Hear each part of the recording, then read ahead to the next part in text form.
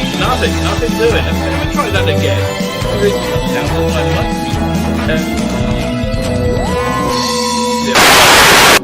Peoples of the universe, please.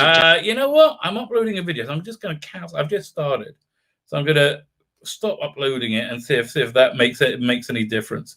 Cancel upload. Let's see if that helps, because it is. The internet is just crawling. What's going on here? Let's try again.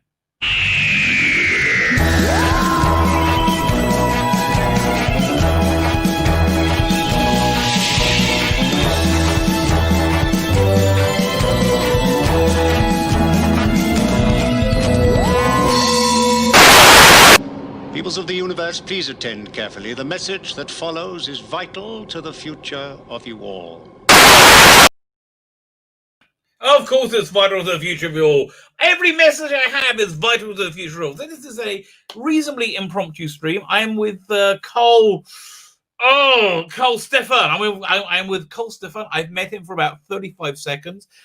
He is the writer and artist on a comic book which I really freaking love. This is a great one. This is a really great one. We're talking to him, talking about his love of comics, which is clear because he clearly loves comics. He clearly knows what he's doing. He's a really, really great visual storyteller. I tell you, this book, I've just finished reading the second issue about 10 minutes ago before the stream started. It's freaking awesome. I recommend it very, very highly. So, without further ado, let me introduce you to who am I asking you? Karl Stephan. How are you? Nice to meet you. Hi. How you doing? Pretty Hi, good. guys, everybody. So what's plus chub plus mean? It was supposed to be two crosses, essentially. It's the same kind of cross, like on the Mary Boys logo. There's a cross on the other side. So I just wanted on the signature as well. Okay, but to be consistent. Chub. It's like an old nick that I had on forums back in the day, and everybody wants to be cool and have some sort of nickname. And people confuse me with Carlo Rose somehow because I'm vaguely from the same side of the planet. So, okay, well, I guess that works. So, you finished your Indiegogo for your second issue of Mary Boys. We're going to be talking about it more in a minute. But let's ease up into a little bit into you and ask you who you are. Who is Karl? How did you end up making this comic? And tell me about your journey into comics in general. Like, give me you said you're on leave. What are you on leave from? On leave? Oh, it's just the furlough stuff carrying on. Oh yeah, okay. Yeah. Basic life. We're all on leave from that right now. Okay. Yeah. So it's good for comic books. It's good for writing. I spent a lot of time writing new material, and doing the thumbnails and things for that. So the next project is coming along. Thanks to COVID. Thank you very much. I probably shouldn't say the C word on the channel because you know picking it up. I don't know. It's like sometimes they say it's okay, but then they say it's not. I don't know. Listen, I play it by ear and I screw up a lot, so so it doesn't really make a difference. So how old are you and how did you get into comics? I'm early 40s. I've Teddy, looking good, really. Oh, well, thank you very much. You're very very flattering today. First you say you like my writing, and now you're saying I look young too. I really do. I mean, okay, we're going to talk about when we talk about the comic. I really do. I have to tell you, because you weren't being showy with your writing. You were telling a story, right? And you were telling it in a very workmanlike way, but it was charming. It was engaging. It brought you in. The pace was just right. The pace was just right that you felt that you got a story, but you didn't feel like you're pushing through it. Didn't feel like you're pulling teeth to write it. It felt like somebody who spent their life reading comics, just doing what comes naturally to them. And again, I think you're the humor in it, it's the visual storytelling. It all came together really, really, really well. So let me ask you, what do you do for a living for your day job? For the day job, I work in the legal industry, so it's really far removed from comics. Being a lawyer. Really? Wow. Okay, fine. It's because it's okay, fine. Because I wouldn't have guessed that. I wouldn't have guessed that from reading. It's a kind of weird combination, but I haven't always done that. I used to work at a small comic book publisher in London for about a year, where I was an art editor. So I that really put me through my paces for learning how to pace stories, the visual side. So just you need to have a thorough knowledge of the Scott McCloud stuff, the old Will Eisner how-tos, and all that visual language, and of course lettering is extremely important. Lettering is extremely important. You're absolutely right. Do you hand letter, or do you use I use computers for everything for my comics. What do you use? I use InDesign because you can do multiple pages with that. You could also do Illustrator, but then you just look at. So if you wanted to replace one word on page 50, or one word that recurs during the comic, you can do it all in InDesign. Whereas with I didn't. Fine, let's talk about you growing up. Like, again, how did you get what comics did you read when you were a kid? How did you get into comics? I think the very earliest stuff, like it was my my dad used to bring comic books home, and the earliest stuff was the was the silent ones, like Sergio Aragone's Mad Magazine. Oh, Gru, yes, fantastic stuff. Yeah, and his Mad Magazine stuff. That's something interesting in Merryboy, which I think was really interesting, is you do have this kind of like Mad Magazine, more cartoony style, but you're telling like a reasonably serious story, and you're getting into serious themes. But you're doing it lightly. You're doing it you're doing it with humor. You're doing it with like a little depth. Sorry, I was going. So yeah, you read Gru and Zero. What else did you read? But tell me your journey into comics. Well, I would say the early European stuff like Asterix, Tintin, Lucky Luke, Papa. That stuff that's probably the earliest stuff that I liked. From there, it was Mad Magazine. Big Mad Magazine fan, obviously, and I think that that shows in my work now. Yeah. EC Comics, actually I discovered those after Mad Magazine. Like in the 90s, they had those reprints, like a whole series of reprints of Vault of Horror, Tales from the Crypt. Stylistically, that stuff influenced me quite a lot. I kind of stopped reading superhero comics. I read superhero. I had everybody read superhero comics, like the Hulk, the Spider-Man, everything. What about was it 2008? 2008, yeah, that as well. I did. The thing is, I couldn't get the issues quite regularly, so you kind of missed a lot of the story. Really? That's in Bristol? Did you grow up in Bristol? No. I grew up in South Africa, actually. Because I heard you in an accent going. Whereabouts in South Africa? Cape Town. Yeah, I mean, listen, I guess in the 90s there was a massive exodus from. So this has been going on ever since, really, hasn't there? Since it's never really stopped. It's never really stopped, has it? Yeah, that is true. Yeah, I mean, it was you could get them. Well, I got them sporadically. I'm sure the one that you said, but I got them here and there. So it's better. It was always better to get like self-contained stories. And back then in the 80s, like you could still get a reasonable. You could still get a smaller story before this whole decompression thing happened. You could still get a self-contained story in one comic book. Which is something you don't really. You do, I think, in like the comic scale, like the indie stuff, because you have to. That's for the. I mean, honestly, you're putting out 4 comics a year. I reckon most people, if they're, I think, on their most productive, putting out 4. So you got to give them more of a bite. Definitely, definitely. I think a lot of people make that mistake of making. You can have periodicals if they're going to come out reasonably quick. If not, you have to. So you can't leave a massive cliffhanger that's only going to conclude after a year or so. People will lose interest. I mean, you can if you're like Ethan Van Sciver. Like, if you're Ethan, you can do anything. But the rest of us, I don't know. I try and avoid that because that's why I try to. It's an origin, like with Merry Boys. This is the origin story, but also try to wrap it up as one unit. It's got its own little, its own little arc and everything, going for it. As I'm doing with the next collection. So that's the name of the game as far as I'm concerned. Before we get this, so what is this your first comic you've done? Have you done others beforehand? I have. I had a comic published by Slave Labor Graphics in the US in 2012. But dead in the water. Experience with indie comics. It's. I mean, listen. I think there's a fabulous opportunity going on right now with Indiegogo, with comics. It's just. I mean, like people like us who are like me anyway, who just never got to look in. I've done enough. I like. Because your best hope is slave labor, something like that, and then if it goes, it goes. You got to do the conventions. That's all changed. That's all changed. No, the best thing happening is the crowdfunding thing. Absolutely, this is the only, if now there's finally a chance, if you're good, you can shine. Because I mean, previously with indie comic book publishers, you would have to move so many comics to get any sort of return on your book, and they just don't. And I don't know. It's much better than having your own thing in hand. You do your own marketing. Nobody's going to promote your book better than you. Nobody knows your book better than you. It's a sense of priority, I think. And of course, we're also on the verge of a cultural revolution. People are so sick and tired of everything going on. Of it. Let me say hello to Jack. Gary Hewitt, how are you doing? Molecular Arts, how are you, sir? It's very nice to see you in the chat. There's a bit of an impromptu stream. Wasn't planning it, but yeah, it happened. So, Merry Boys. So so this was your second book or your third book? How many books have you done in total?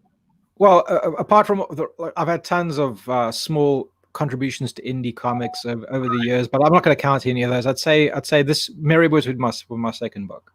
Right. Okay. So when did you start? Okay. What was you like? Okay, let me pull up the Indiegogo before we can start seeing it. Yeah, comics is a visual medium after all. 1 second, we go here and Chrome tab. Merry Boys. There you go.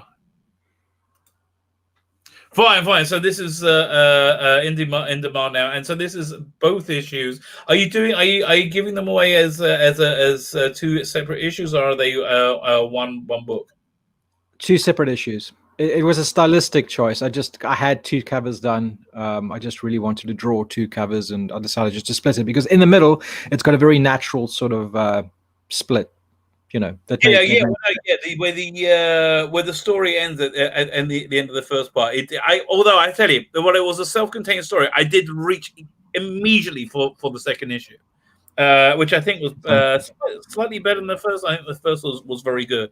So yeah, what was the idea behind Merry Boys? What drove you to it? I was going through a lot of personal sort of personal flux at the time, and the story kind of I don't know. It's kind of like, as you say, it's a heavy story, but it's wrapped in a humorous sort of wrapper. The drive is, a lack of family cohesion, lack of seeing a huge cultural change. It's kind of my little attempt at social commentary. I tell you, I think it's a very successful attempt as well. I love this opening page, by the way. This opening page really sucks you into the story straight away. So yeah, they end up in the wrong pub. What was this, on Christmas? No, it wasn't Christmas. It was. But yeah, they end up in the wrong pub, and things turn out differently than you would expect when they give the opposing forces a bit of a kicking. Yeah. I purposely made that first page look a bit like Teenage Mutant Ninja Turtles #1, the first page on that, just so that everybody can put it in the same sort of, because it's heavily influenced by Ninja Turtles. I really loved, the funny thing about Ninja Turtles is I really loved the first issue because it was so grimy and dirty and nasty, but then they get very it gets very kid friendly after that. They go into this foray into space and they do all sorts of weird stuff. And I kind of always wished it stayed gritty. So I thought, this is what I'm going to do with my book. It's going to be Teenage Mutant Ninja Turtles in the UK. And instead of being mutants and they have special powers, now they're just going to be deformed kids with a weird metabolic trait. And, right. And they're religious zealots. Why not just make it really? Yeah. Now, are you a religious yourself? There's a lot of Catholicism going on in here.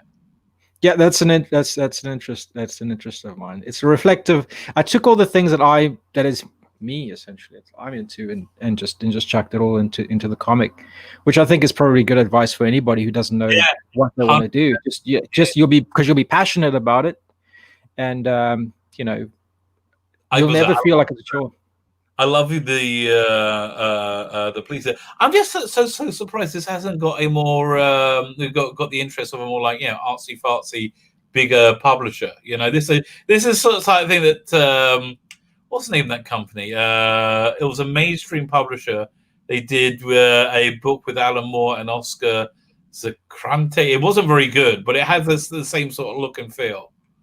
What's the name of that book? Top Shelf. No, this was like HarperCollins or someone. Right. So yeah, so I love this bit where they talk about their vigilantism that day, you know. And again, the visual storytelling, freaking perfect. This is absolutely freaking perfect. This is I think anybody interested in making comics, this is a really good comic to look at to see how to do it. I really think you know that. Have you been on any like any other streams looking at this stuff? Other streams, what look? Well, I've been through the whole. When I was doing my promotion for the book from September, I've been on numerous streams, including Ethan's and a few other big names. So yeah, it's Ethan that kind of like discovered me, and gave me like a bit of a push for the campaign. So I've had a few people on that. Ethan's helped tremendously. You see, I tell you, I you have to tell me what the secret is to get on his radar, because I write and draw comics. The only reason this channel exists, the absolute reason the channel exists, is I write and draw comics, and I got like I found out about Fandom Menace and Comicsgate about a year or so ago. I'm like, well, that sounds like that'll work. So I started my channel specifically as a platform to sell my comics. I do see it's it. But I like. So what did he talk about your storytelling? Because I really think it's so good. I really do. What did he talk about it? Because I really respect his opinion. He really liked it. The thing is, I didn't. Speaking of the golden formula of getting onto Ethan's stream, well, I was on somebody else's stream that he happened to be watching, and he saw it, and he jumped onto the stream, and because I think it's because he's a big fan of EC comics too, right, and horror comics. I mean, this is and Man Magazine. So I think that's probably the big appeal of. People who like my book tend to like those old things as well. So I do things that appeal to them. I'm a huge fan of Will Eisner too, and I try and draw some of that energy into that. And I find that there's a big overlap. So it's kind of taking something that's familiar and wrapping it into something new. Just the vibe of this thing strikes me as this is something that a regular book publisher would want. I'm surprised. I'm just surprised that you haven't been picked up by somebody. I think. Well, I haven't really tried in that sense. I've just stuck to the crowdfunding because I just had a really disenchanting experience with slave labor, and I don't know. I just wanted to. A lot of people say that. It's so true. Yeah, I don't want any editorial interference. I mean, look, it takes a bit of a pro-life stance, this comic. I don't put it in anybody's face. I don't rub it in anybody's face. No. But that is the tone of the comic. And if anybody had to come up to me and say, "Yeah, we like your book, but you better change that," then the hair would fly. I wouldn't do it. It wouldn't work. There's no way. I talk about woke culture a lot on the channel. And I think the difference between something being woke and something being not is when somebody puts out something that's their worldview, right? Somebody puts out like their whatever they believe, which is I think the right and the necessity of every artist to do that. But I think when they say this is what I think, you can comment on it, whatever you think. That's not being woke. That's not. And I think that. But when you say this is what I think, and if you disagree with me, you're evil. You're fundamentally wrong and evil. Yeah. That's well, let me tell you what happened with things with SLG is that they told me, and I was completely naive, as I was not red pilled at that point at all. I did a story which was, it was almost like very bad things with Christian Slater, right? So it was bad. Every single character in that comic book was bad, and things just got worse and worse and worse. There weren't any good characters. It was just a bit of a shit show, as far as that went. And so I lodged. I made my submission, and they came back to me and said, we need you to put a positive female character into this book. And I'm like, what? It doesn't have any characters. What? So eventually I did. And I didn't click what this was all about. Yeah, listen, if you don't see it, Because then, if you're sane, right? That's the joke. If you're sane and you don't see it, you just like, well, okay, then. I mean, like, but once you know what's going on, it's just like makes everything so strange. By the way, is this church somewhere near to you that you know that because you really nail it? This church appears a lot in the comic. It's a composition of different churches. Different. I like Gothic architecture specifically, more than Baroque. Is it okay if I flick through the Yeah. Go for it.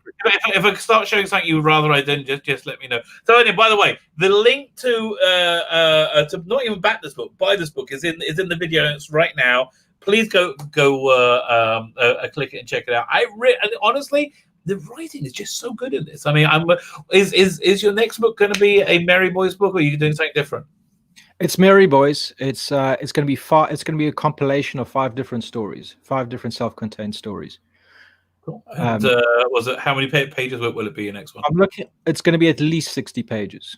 Oh yeah, cool. Very nice. Yeah. Very nice. People have been telling me they want more. They want more story. They want more Merry Boys specifically. I think that one of the criticisms that have come through from this comic has been it's too much about the Father Parish. They're right. I mean, it is mainly about they appear at the beginning, at the end, Merry Boys, and they're fun.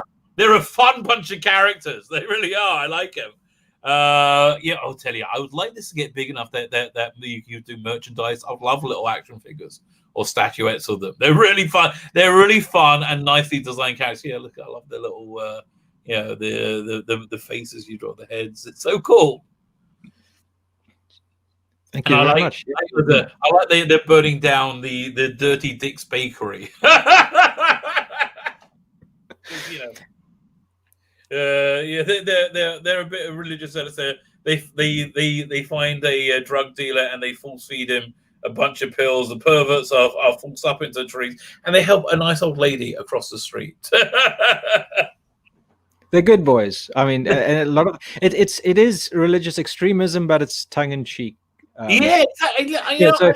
If you have a sense of humor about things, most things are okay. And I love this lettering here, which is like part of the narrative. It just works. It's really good. Thank you. I mean, I haven't had anybody talk about the story. Well, the storytelling as such, but that's something I really focus on. So yeah, I'm glad you picked up on. Yeah, and you can tell. I mean, you can see it's very clear. And I also like the art style is you're not trying to be anybody. You're trying to be yourself. And that's why I think great storytelling comes from as well. Just like it's what you said. It's stuff you're interested in, right? So very cool. So that's very nice. So when do you think your next campaign is going to be launching? Probably early next year. At this point, I was hoping to get it out before the end of this year, but I don't think it would probably be about December. And December is not a good time to launch a campain, I'm told. That's what. Do they also say that about January as well? So I don't know. It's like honestly, I think that who knows? This year everything is different. I wanted to walk through the different tiers with you, so you can. This is the featured one. You get a T-shirt and you get two print comics and the T-shirt for £30. Is that correct? That's right. Yeah, I've got the T-shirt on here. Actually, it's a. Stand up. Yeah, it's like I'll make your screen big. There you go. All right. It's a good looking T-shirt as well. Nicely printed. Yeah, it's silk screened, so it's not computer printed or anything. I try to do it as like the comics done in a traditional way, to capture that sort of 80s. It's got a bit of a 80s punk sort of theme to it. That's why. Totally does. Yeah. Totally does. I gotta find if I can find that book somewhere. It's an Alan Moore book by Oscar. I can't remember the name. I think called A Small Killing. This has a very similar feel to it. This is more fun. So anyway, you get both issues and a T-shirt for £30. I think that's pretty good value. If you just want to go, you have a digital level. Not many people have that anymore, so that's cool. So you can dip your toes in without committing too much money. So that's and you don't, and also no shipping.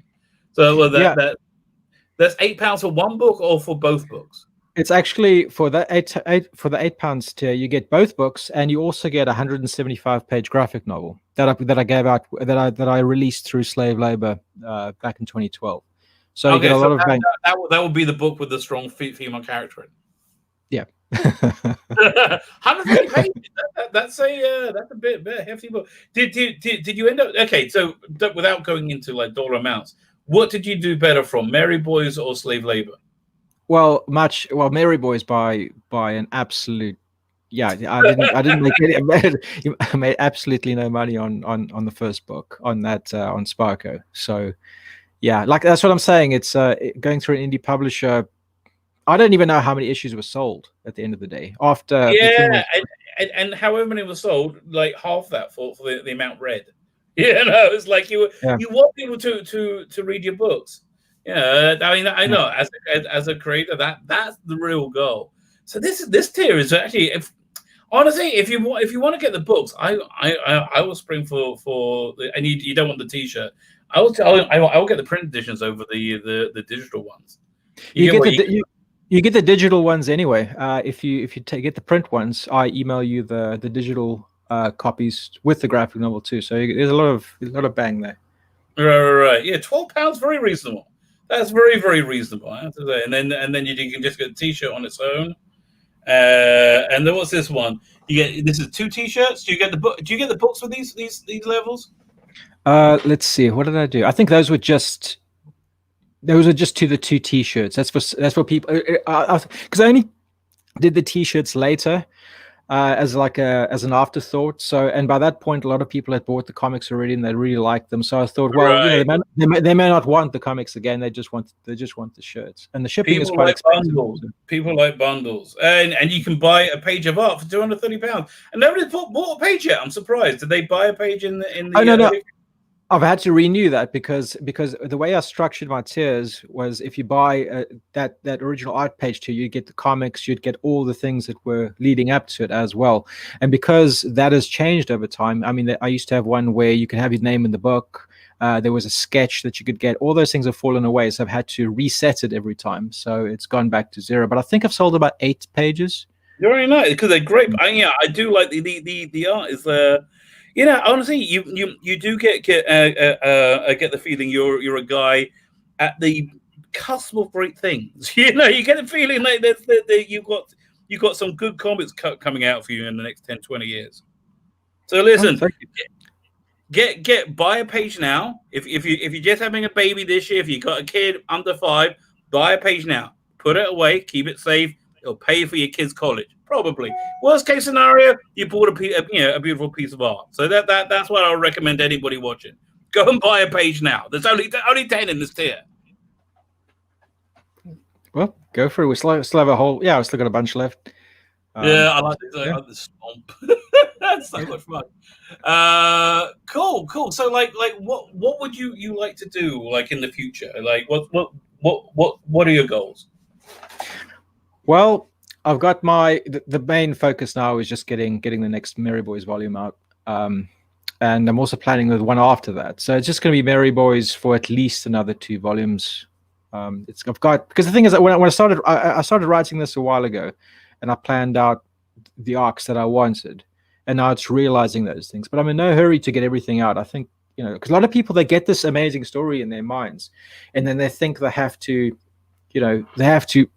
splurge it out immediately and tell it. But the thing is, it messes up the pacing very often when you realize how much work it is to get so many pages out.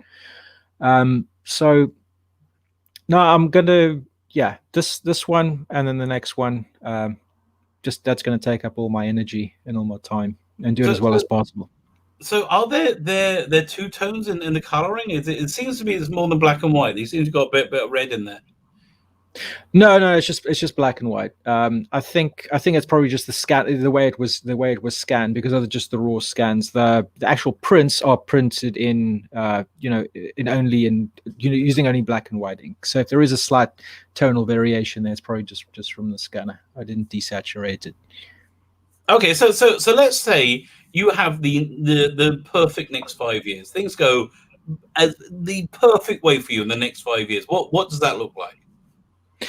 I would love to do this. Everybody's emulating Ethan and the other top comics guys, as do I. I wish I could do this for a living. Because I couldn't. I couldn't. If anybody had to offer me another job, doing animation, working in whatever, I couldn't think of anything better than just doing my own thing, writing my own stories, having complete control over the narrative, and selling that to my customers directly. I couldn't think of anything better than that without any other interference from any marketing people, yes man, editors, whatever the case may be.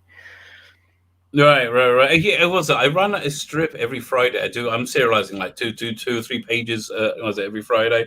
And it was from something I wrote for a publisher, and they had me to put in a bunch of stuff. They had me putting kids in it and all that. And so like every time they gave me a new thing to put in, honestly for me it kind of worked. I was able to deal with that. They didn't get me to do anything like horribly woke, which was good. But yeah, listen, the whole the great things about comics is you get an individual creative voice if that's what you want, But honestly, listen, dude, I would love to see you get to a point where you can be doing like a couple of these issues a year, 2 or 3 issues of these a year. But I'd love to see you write other stuff for other artists, because your writing is it's good. It's very good. I'd like to see you do other stuff. Like if you could do other stuff, let's say you want to do something more mainstream, what would you do? I've actually got an idea for a vampire book. Cool. That is, I don't want to say it's like this is a unique take on vampire, because everybody says that, but it is a unique take on vampires. It is something that I'll probably do once this is said and done. But and also it probably wouldn't. My art style probably wouldn't suit it. So who knows? I might get an artist involved for that. Honestly, I was recommend if you can get that ball rolling, it'll be great, because because look, writing is quicker than drawing. That's basically you're able to knock out a script, I would say, in about a week, where a comic takes you about 2-3 months. Yeah, that's it. I mean, I've just spent about 6 weeks, 7 weeks writing four stories, but that's equivalent to about 4 comics. So yeah, that's about right. Yeah. And when I write a comic, I also do the thumbnails at the same time. So you make sure. Honestly, it's the only way I think one can do it. Yeah, you've got to have some kind of visual instinct. But honestly, I'd love to see this art style getting into something a little bit more gritty as well. Like do something more add like a straight story, but with this art style. I think it'd be really cool. But yeah, there's lots of stuff I'd like to see. I really like comics noir. That's something I've gotten into a bit more recently, like Torpedo. Have you read that? No, I haven't. Who is that? It's a Spanish series published in the 70s and 80s, but it's the most hard-boiled. It's extremely cinematic, the art style, very hard-boiled. It's just very, very good stuff, and I really love that. That's probably something I would like to do, simply because it's got that, the cinematography on it is just amazing, and that's something I would try and replicate if I was to do something like that. By the way, I love the characters design here for Father Parish. So again, I want action figures. I want either action figures or little models of these guys, because they're a great. It's a great little design. I like. Yeah, he's got to answer the phone. So wait, did we find out who this mysterious is it Archbishop or Pope or whoever it is?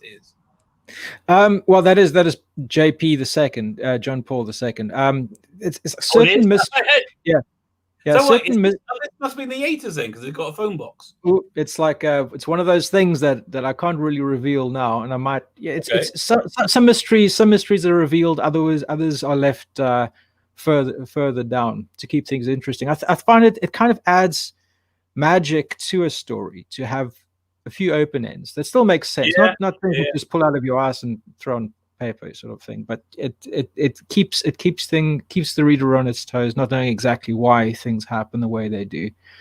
Cool. I mean, it makes a reader know that you're going in a direction. You know what I really hate is when they put in fake stuff that makes it feel that way, and they're never able to pay it off.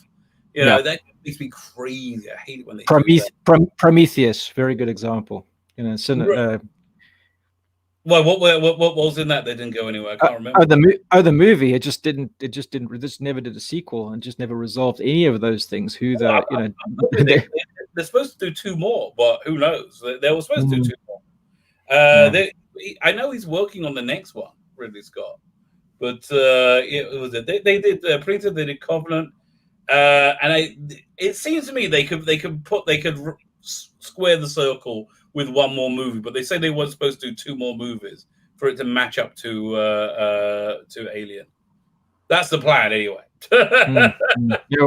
It's just a lot of loose ends. Oh, well, the thing is, at the point of like I guess it comes back to writing a complete story, not having massive cliffhangers, because I mean it's been just the gap was just I just felt dissatisfied when I walked out. I was like, I didn't understand any of that. I didn't. It didn't leave me. I think if you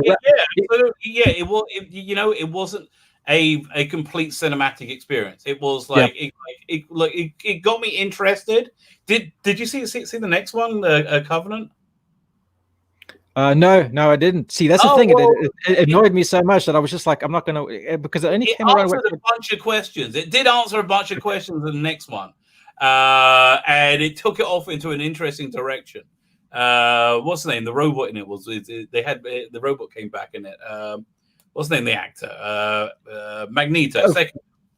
Oh, from the first movie. Yeah, I forget what his name is. Okay, so I said Covenant, I think, is a better movie than Prometheus. You should really check it out. You should really listen. Okay. I mean, listen. It's been 10 years. Okay, it certainly sets up in another direction.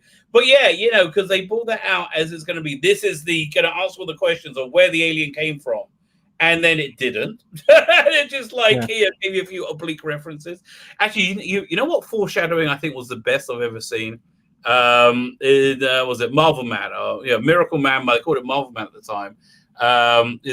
So Warrior was like a monthly title. It's kind of like a more grown-up 2008. Did you read it at the time when it came out? Was that? I've read a few sporadically, not enough to complete any sort of storyline. But yeah, I know that I'm familiar with. So when they brought out, I think issue 4 or 5 of Warrior, they did an episode of Miracle Man or Marvel Man from like 3 years in the future, right? 3 or 4 years, like 3. And it was like, what the hell's going? What? But now they finished it. And you see it makes complete sense. It like slots around. So you knew where he's going. So when's this book set? It's vaguely set somewhere between the 80s and the 90s. I didn't want to limit it. What I definitely didn't want any modern technology. So no cell phones, computers. That really for some reason, that really puts me off when I see that in the comic. When a character whips out their phone, it's just too mundane, real world nonsense for me. So it's that, and of course, it's got the punk sort of aesthetic. So and it's got the broken Britain thing going. So it'll have elements. It'll have the Thatcherite era, football hooliganism. I'd say there's definitely got a lot of that in it. Yeah, but at the same time, you'd have the chavs with the more modern sort of tracksuit. So I would say it's in the 90s somewhere. Okay, fine, cool. Fine. I like this where he's hanging off the statue. So, and Asbo, I'll say that really made me laugh. The name of the conglomerate taking over the world, Asbo. That's the thing. I'm actually thinking for the next campaign, I'm putting together little booklets of things that the American audience necessarily wouldn't have gotten, like things like Asbo, how it relates to ASDA, and how Asbo was actually antisocial behavior order that we don't have anymore. Oh, that's not around anymore? No, it's been replaced with something else, which I don't know. But Asbo was such a telltale sort of thing. It was completely ineffective. It's been like I think it's been gone for about 6-7 years now. We don't have it anymore. No, good fault. There you go. I've lived in London. I've lived in England I left in 91. So there you go. There you go. How out of date I am. Yeah, I do, and again, I do like the origin story, and which I won't go into. The origin story is really fun. It's really fun. It's dark humor, which I always enjoy. And again, look, I just want to point out this visual storytelling, how you have like the inset of the character face, like before you get into the flashback. That's just like comic telling, 101. So what type of comics do you like reading today? Let me think. What am I really excited about? Well, like I said, I've been rediscovering this old Torpedo. I've been gushing over. I like Hellboy. I recently bought the whole. I'm rereading Judge Dredd. The first 10 years, I think, is still a phenomenal comic. So I've got the whole collection of the complete case files. All right.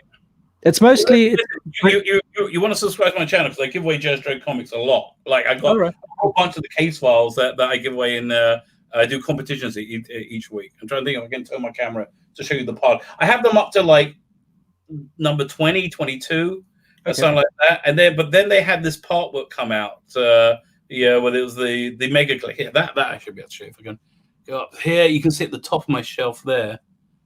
Looking at there you go. Top of my shelf there, the Mega Collection. We basically did the same thing. Oh yeah. I know I'm familiar with the Mega Collection. Yeah, it's just a massive shelf full of absolutely everything. Yeah, exactly. That's exactly what it is. Fine. Like in terms of movies, what stuff you into? What stuff you normally? Oh yeah, you're obviously not Prometheus, but you're probably kind of like Alien, right? Yeah, I like that. I watch everything. I mean, I've just a selection of all stuff. I mean, right now we're watching old Red Dwarf episodes. Right. Old British comedy. I've got Porridge sitting on my shelf that I want to get into. That old prison series, that old comedy from the 70s. I jump around. I don't really have a preferred sort of genres. Anything that's good. I mean, I just compile a long list of cult movies, and I just through those, and I still haven't really gotten to finish. I think we watched The Warriors for the first time about a month ago. Just getting. Well, listen, if you ever, I'm going to make you two offers. If you're ever around, I do a show. It airs on. I normally put it out on Fridays, but it's moving to Wednesdays. I think it's moving to Wednesday this week, which is what is it? Tuesday today? Monday. It's Monday today. Fine. I always get confused. In Israel, Sunday is the first day of the week, right? So I still haven't got used to it. Fine. Today's Monday today. Fine. So so I do this a show where it's called the Video Vault. I give you guys a movie to watch. So we've done like interest. We do interesting weird movies. If you want to jump on that, you're fine. You're more than welcome. But Thursday, I want to get you on Thursdays. Thursdays I record my improv show, the comic book improv. I think I did one episode. I think I'm gonna rename it called the Big Comic Book Pitch. Right now it's called Comic Book Improv. I think I'm renaming it the Big Comic Book Pitch. I just got to find time to redo the logo. And basically did you watch it? Have you seen it? I watched it with Wally. Yeah, I saw that, and with Lucifer Storm. Yeah. So fine, yeah. Can we get get you on this week? This week I've got a show with Wally. Funny enough, we're doing a show. But it depends on the time of day. Maybe I could do 2 shows that day. I'll DM you. We can. It's like we tape it. What was it? Around 6 o'clock. 6 o'clock UK time. That should be okay. I think. Great. If you can make it, that'd be fantastic. Fine. So listen, I'm going to tell you once again. The link is right down there in the video notes. Karl, is there anything you would like to say to pitch to the world why they should buy Merry Boys? It's the next big thing in comic books. Yeah, you kind of said it. I have to tell you, it really is. It's a really stonking great read. I can't recommend it highly enough. I was really excited. I love the artwork when I saw it. I think I first saw you on Ethan's. Was it Ethan's channel? I think I saw it on one channel, right? And I remember, and I really enjoyed it. Whose was it? I can't. You were on everybody. You said so. That explains it. But yeah, the art so like dragged me, and I like that it was different. But now I've read it. I'm so psyched to recommend it. So yeah, click below. Everybody click below. Just check it out. It's totally worth it. If that first couple of pages don't drag you in, which is on the campaign page, I imagine it. Yeah, I imagine that normally grabs you in because it's good. It's just good. It's good. It's worth reading. Brilliant. Yeah. No. Awesome. Yeah. It's just it's heart and soul stuff. It comes from the heart. This comic. Absolutely. Yeah. Totally. Fine. Okay. I think we're going to wrap it up. Thank you, everybody, for turning up and checking out. Please check out the comic. Please click the link. So I'm going to click the end broadcast button, but it is never sure. It says, "Are you sure?" And I go, "Yes, I am sure." It's very important to be certain in your judgment. So I'm going to say, "Yes, I'm sure."